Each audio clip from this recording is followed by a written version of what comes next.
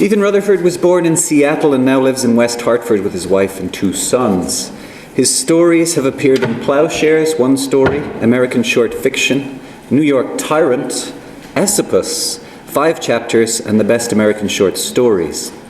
His work has received special mention in the 2009, 2010, and 2013 editions of the Pushcart Prize and received awards from the McKnight Foundation and the Minnesota State Arts Board.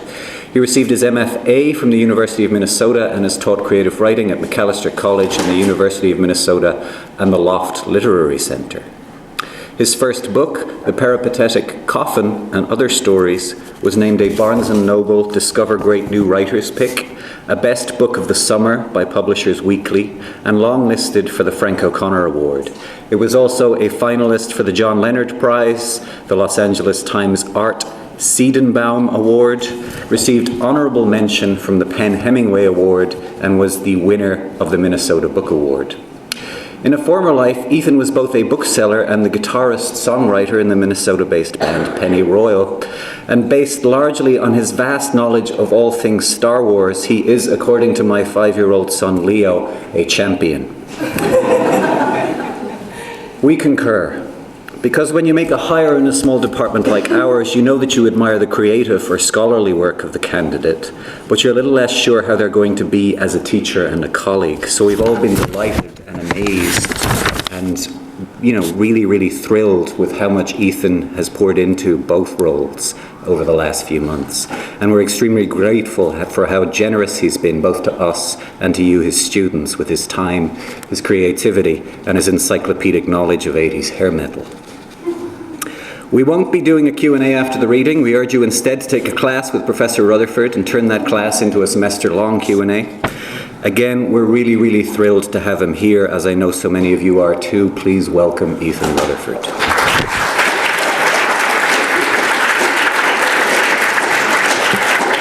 Hey, thanks, Kieran. And that is, I'm going to put that on the cover of the next book, that according to a 5-year-old, I am a champion. That makes me very happy. Thank you guys for coming out. This is great. I feel so popular. I got a mic up here. I was told we're doing a podcast. I was feeling very popular and great about all this. My wife is here, and she was like, wow, they really like it. I was like, yeah, this feels good. And I was talking to Dr. Dan over there, and he's like, well, this is required. Everybody in here has to come. It's part of the grade. So thank you for being diligent students and making me feel like a champion. I'm going to read from The Peripatetic Coffin, and it's a collection of short stories, and one of the things that happens when you sort of have a book of short stories, you sort of have this sort of nervous anxiety about which story you should read, what's going to sort of catch the mood, and you sort of go, so in this book I was like, should I read the one about the future sandworms? And I said, no, probably not. Should I read the one about the boat exploding? I was like, well, maybe. And then I was like, maybe I'll read the other one about the other boat exploding. And then it turned out that boats explode in most of these stories. What I did decide, though, sort of judging sort of by the mood I'm sensing this time in the semester, is that maybe I should read the story with the highest death count. So that's what I'm going to do. I know that I tell you guys to keep the death count low in your stories, but do as I say, not as I do. So this is a story called Camp Winnesaka. The thing is, we were worried about enrollment. We were already way down for the summer, thanks to video games and league sports. Who knows what else? Overconcerned parents, maybe. Worried that their little kid was falling behind the engineers of India and China, etc. Which, I'm not discounting that. You do have to think of the future. But that's not what I'm interested in. The climate we were facing was rough. So in terms of what some of you are calling the debacle, yeah, there are things that I'm worried about, things that I'm sorry about, things that probably could have been handled better. But everybody makes mistakes. That's the first thing that we tell our campers when they arrive in their Condor transports. Mistakes happen, but you have to keep the big picture in mind. You have to remain optimistic in your decision making, and you have to value intent. And if the intentions are on the up and up. So it started with Moosey, the moose head that's hung over the mantel in the chow hut for Lord knows how long, and who has over the years sort of become our unofficial mascot. Spirits were low with this batch of campers. I don't know why. We just sort of had a higher number of pasty, sort of obese kids sign up this summer for some reason. They got a kick out of Moosey, but it was hard to get them excited about much else. Any other year, maybe it wouldn't have been such a big deal, but this year, with the enrollment issue, it was different. There are 4 other camps around Lake Obo, and parents visit during the summer. If they like what they see, chances are they'll sign their kid up for another session, which takes a load off our backs in terms of marketing. But everywhere the parents, we call them pen pals, everywhere they looked this year, it was sullen city. The kids weren't taking care of their teepees. The spirit catchers that they'd made in arts and crafts looked like they'd been weaved by idiots. We staged a Capture the Coonskins game, and it was like watching apathy battle indecision. A PR disaster, essentially. So the visiting pen pals, they see this and they go, why should we send our kids here next year instead of to one of the other camps? And to that I found myself saying, good question. I really found myself saying that. It was depressing. And then one day, Moosey was gone. The campers, they were upset. We were all upset. No one knew who'd taken the thing. I didn't think that it could have been one of our kids, but we did a bunk search anyway. We combed the beach. We had the campers stomp through the brambles, arms linked so they wouldn't miss a spot. They didn't find him. The fact that someone could just take Moosey, it was a little more than some of the campers could bear. To be honest, it was a little more than I could bear. Things already hadn't been going well. And now this, the effect that Moosey's absence had on these kids, especially the sensitive ones, it was a last straw kind of thing.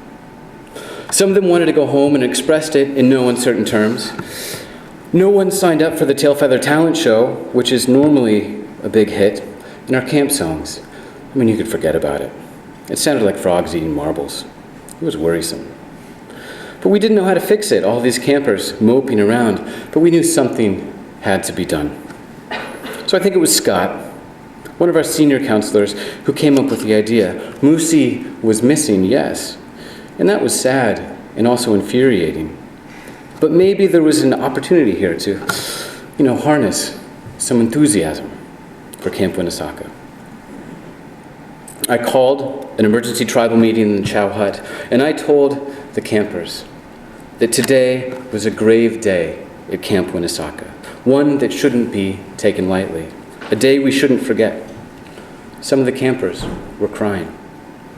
I was wearing my ceremonial button blanket and standing below the spot where Moosey had always hung. I asked them if they had faith in me as their head eagle, and they nodded.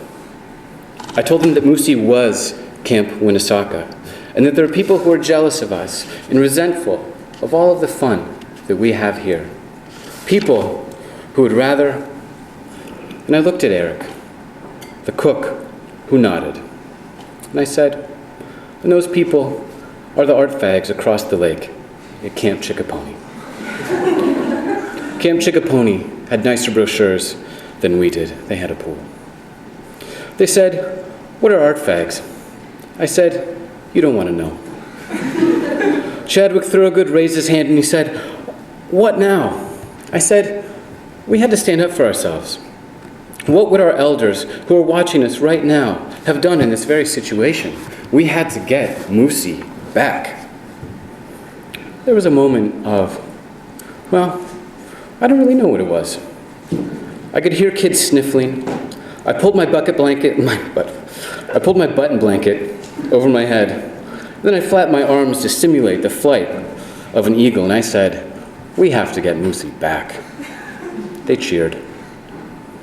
We canceled arts and crafts activity time to let the campers marinate on what was expected of them. We didn't know necessarily where Moosey was, but he certainly wasn't here, and Chickapony seemed like a good place to start.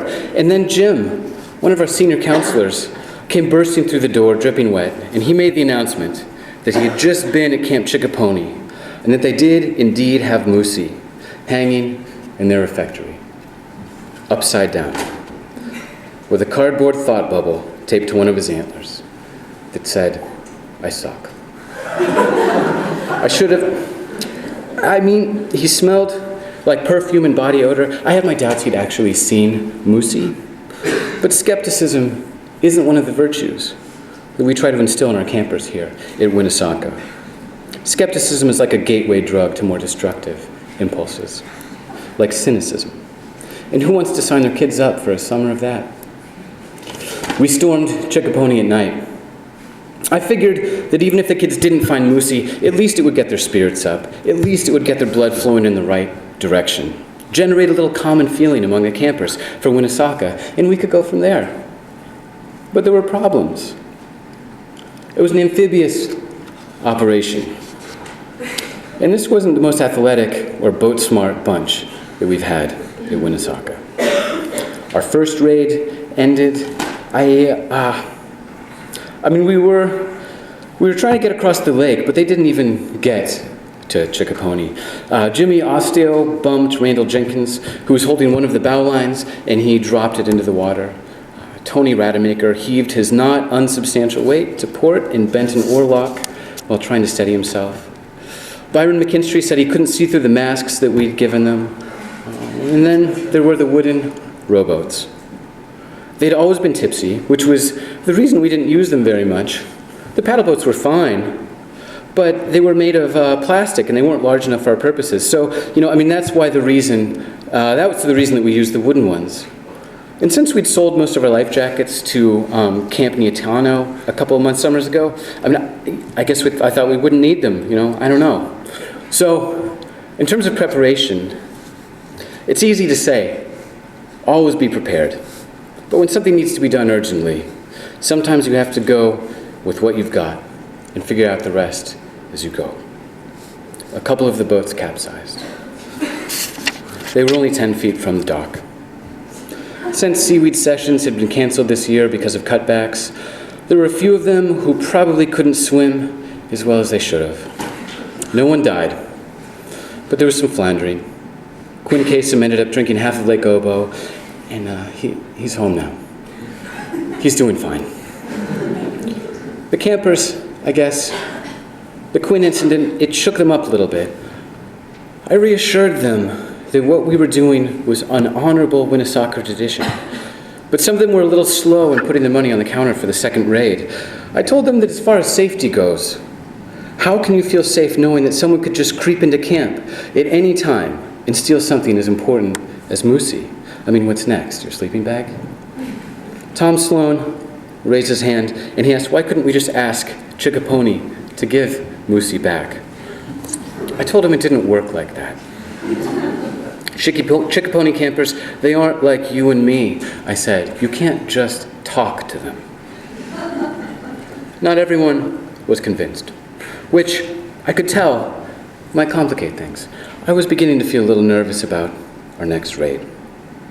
And that is when Ward Hamilton came in. He was, to be honest, I'm not exactly sure what he was doing at Camp Winnesaca. He was good looking. He had muscles. The rumor was that he'd lost his V card to his 23-year-old social studies teacher, Miss Robrand, which would, certainly be within the realm of possibility. This was his first summer here, and he'd already shattered the archery and long toss records and was in hot pursuit of the sand jump record, which I had set myself when I was a camper. We all admired him. He was everything that Camp Winnesaca should have been. And something about the indignity of losing Moosey, it touched him. He took it personally. We didn't even have to ask him to step up. He walked into the chow hut in full war paint, gave the Comanche cry, and led the campers down to the dock like it was something that he was born to do. I addressed them briefly at the water. I put my hand on Ward Hamilton's shoulder, and I said that I was proud of them for avenging this desecration of Camp Winnesaca, and that they should be proud themselves.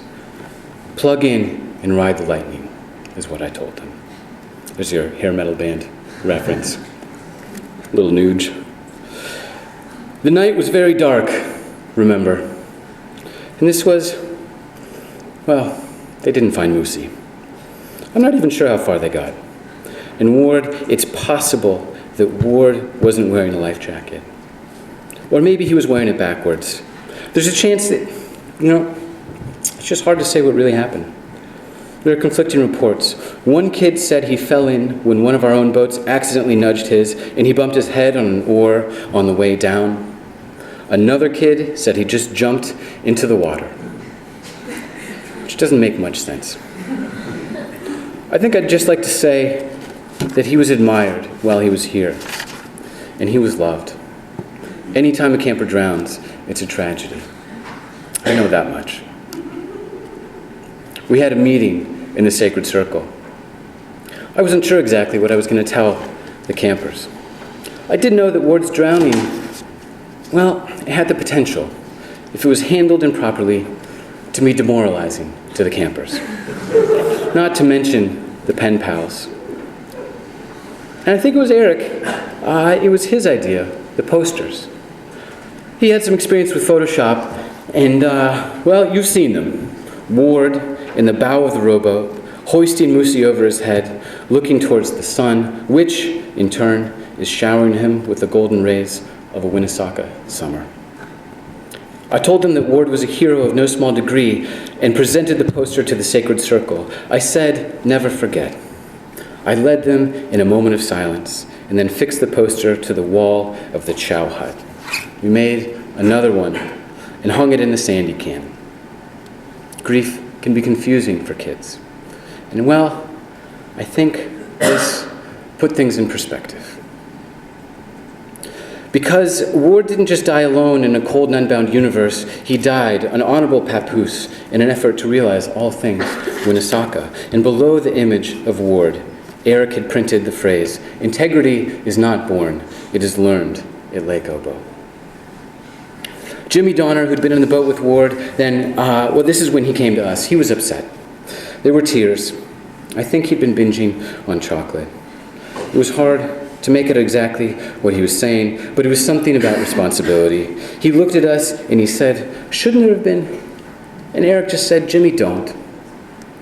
We already have another raid underway, and what is finger pointing going to accomplish? You need to think about what Ward would have done. Would he have fired off accusations? Would he have let doubt win the day?" The next raid was more successful. They didn't find Moosey, but they did come back with one of Chickapone's sacred stones. And this, I think in hindsight, we probably should have been happy with this. But you see, Moosey was the whole reason for our going over there in the first place. And there was some sort of a general feeling around camp that once you start something, the ball was rolling, is what I'm trying to say. The campers, they had certain expectations regarding Moosey, and part of it had to do with Ward. Part of it was because one of the things that we stress here at Camp Winnesaca is follow-through. They came back with a boar's head next, which was, I think, sort of like the Moosey of Chickapony. We celebrated in the chow hut with an extra helping of mac and buffalo. We placed the boar's head near one of the posters of Ward. Things were going better than they had in weeks, camper morale-wise. We hadn't found Moosey yet, and that was a bit of a pebble in our shoe, but we'd been successful in a lot of other ways. We had a boar's head. We had one of their sacred stones. Some of the kids even asked me if they could come back next summer. They were having such a good time. It was a couple of small victories for them and for me. But this is where things sort of got out of control. I figured, I'm not really sure what I figured. I mean, Chickapony is the camp that you go to if you can't get into Winnesaca. If you look at tradition, that is. I thought that they'd just sort of appreciate the friendly ribbing, that maybe they'd send someone over with Moosey, drop him off, no harm, no foul, and proffer an invitation to their August potlatch, which we have enjoyed for years. And that would be the end of it. It just wasn't in their interest to begin. The short of it is that they hit back. Chopping down our totem pole, we were asleep. They dragged it through a crocus patch and softball field, and down the shore, where some boat must have been waiting. It's hard to explain things to kids. Sometimes you say the right thing, but you could just as easily say the wrong thing. They looked to me, their head eagle, imploringly. They were pretty angry about the totem pole. I was angry about the totem pole. It had been around longer than Moosey, and it had been carved by a guy who wasn't alive anymore. Taking that totem pole, it was the height of disrespect. And what are you going to do? Drop your kid off at a camp that doesn't have a totem pole? So, jumping ahead a little bit, you can see where this is going, right? Back and forth, back and forth. They kidnap kids, they duct tape them, they pour syrup on them, they try to get information about where Moosey is. They fight back, things are going poorly for this poor head eagle. Until finally, it came to me in a dream, I think, what we were doing wrong. The thing is, we just weren't sending enough campers across the lake on our raids. It was taking us too long to search Chickapony, and now, especially that we had to get Moosey, the thunderstick, they stole the thunderstick, that's an important part. In our totem pole back, it just made more sense to have everyone go over there all at the same time. We didn't have enough boats, though, and this was a problem. So it's Eric again, I think. It was his idea, the felling of the spirit grove. Sure, those trees had been there forever, and they were beautiful. And yes, they did house the ancestral shades, at least according to Winnesaukee legend. But we needed boats. So I figured that what we do next summer was make it a Winnesaukee priority to have the campers plant saplings and chart their growth in the growth charts we would have them make in arts and crafts. It would be a new type of bonding experience, and also one that we could put in the brochure. Plus, the campers could now add boat building to their list of Winnesaukee activities mastered when they went home at the end of the summer. They could add logging, too. Before going on, I'd just like to say how much I admire the campers here at Winnesaukee. I'd like to make that clear. Never have I seen such selfless industry, such unflagging enthusiasm, such a unity of purpose. Plus, they really seem to enjoy building these boats. We honored every fallen tree with a shout of Moosey. I caught Sam Stopwell genuflecting as he passed Ward's poster in the sandy can. Flotilla formations were drawn up, X's and O's and arrows drawn in the sand. Our campers were campers again, or maybe for the first time. And there's just no substitute for the feeling that gives you as head eagle. They piled into the boats. They were canoes, actually, and we'd painted them to look like tiger sharks and killer whales. I stood on the dock, steadying keels, letting each camper know how important he was to Camp Winnesaukee.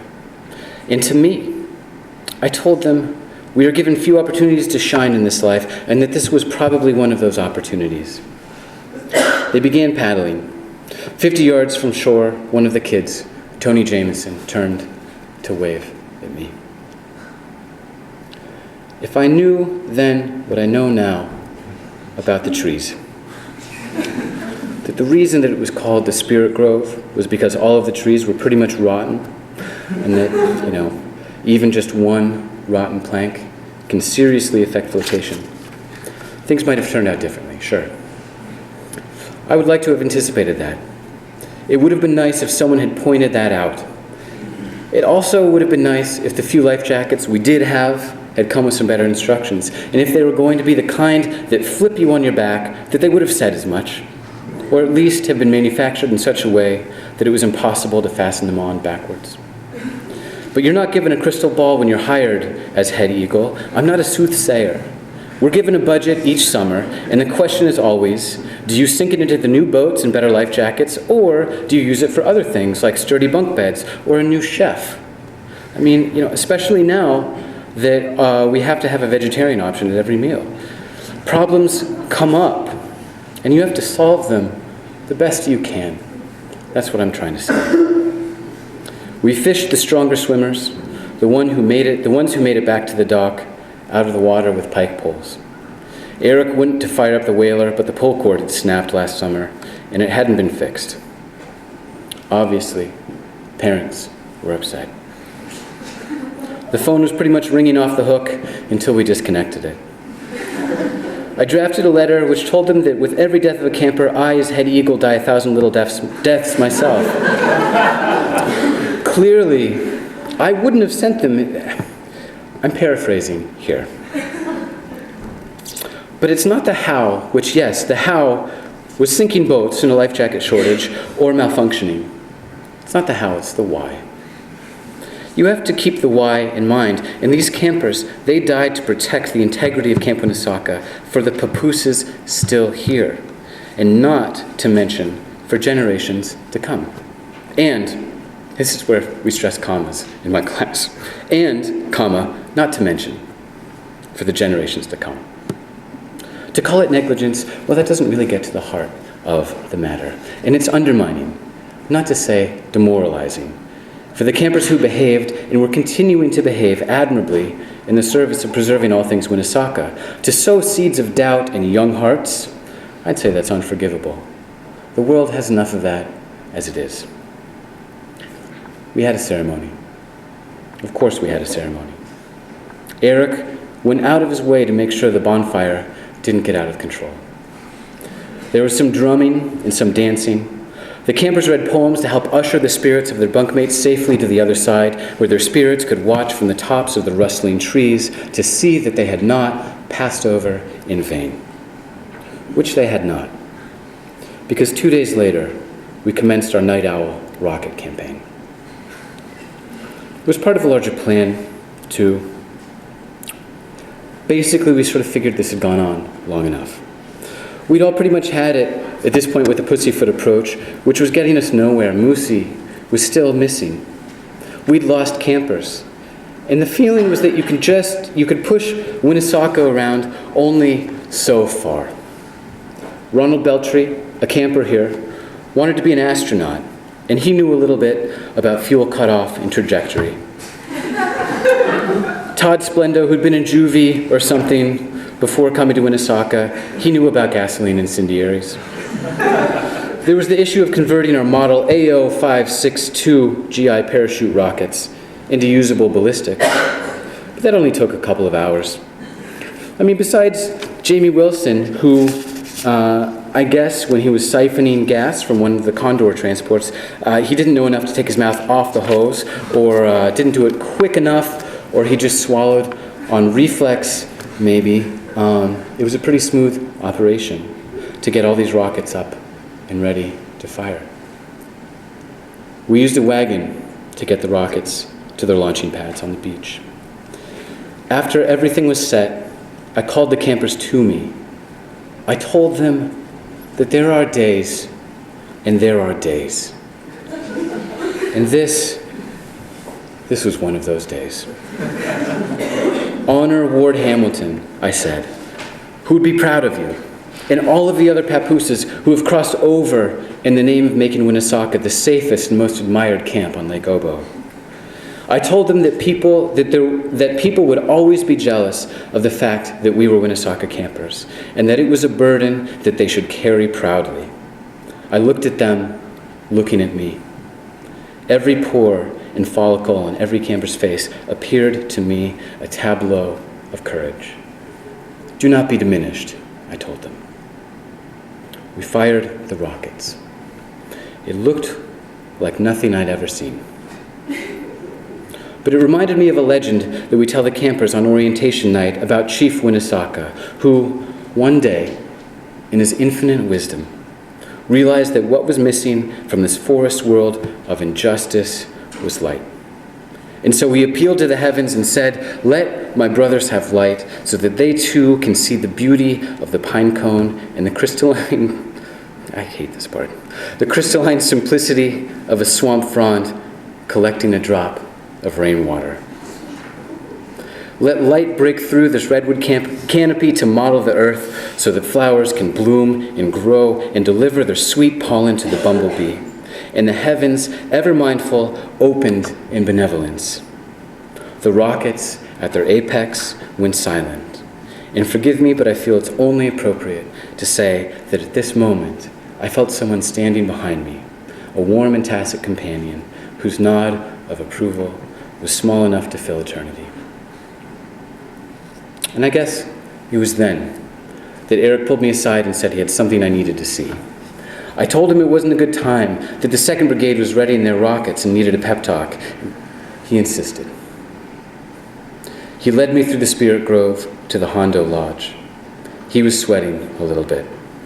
He was dancing back and forth on his toes, and finally I said, "What?" And he said, "Well," and then he opened this door marked custodian. And sitting there, among some life jackets I didn't even know we had, was Moosey.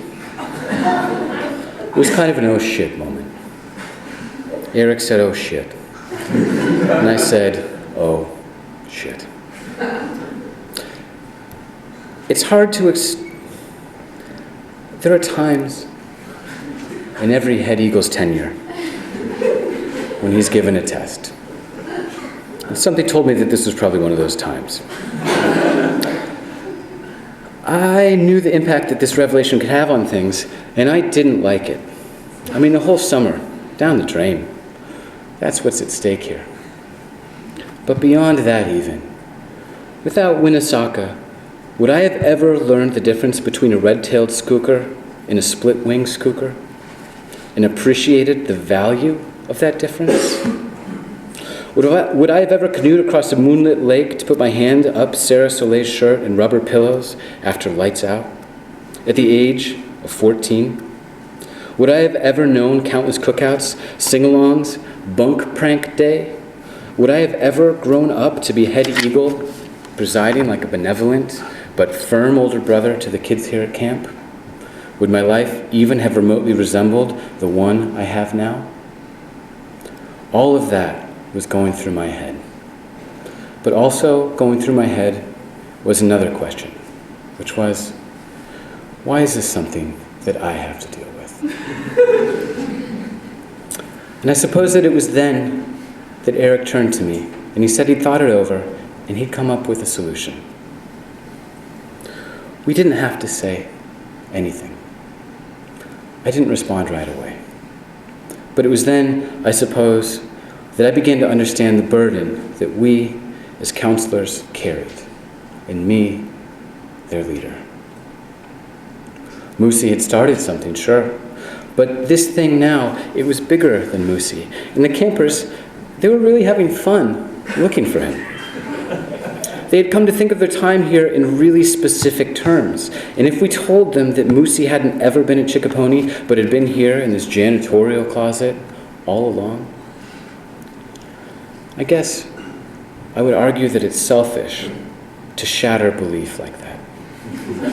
People, cynics, will tell you that facts are essential, but facts can be misleading. One fact is not the entire story, and they are downright destructive if you want to get anything done. Eric looked at me. I nodded. We leaned down, put our hands on Moosey, and we lifted him off the floor. He was lighter than I'd expected. His expression was unreadable. We carried him through the meadow, past the gully ferns, buried him near the outer teepees in a patch of brambles. As we tamped down the soil, we could hear the second wave of rockets whistling their ascent. The sun was out. Eric, he flipped open his Swiss Army knife and made a small cut on his thumb. He handed it to me, and I did the same. Then we pressed thumbs together. As we walked through the clover grove, Lake Obo came into view, calm and welcoming. On the beach, our campers were dancing around in circles, holding hands like the small children they were, and singing. Thank you very much.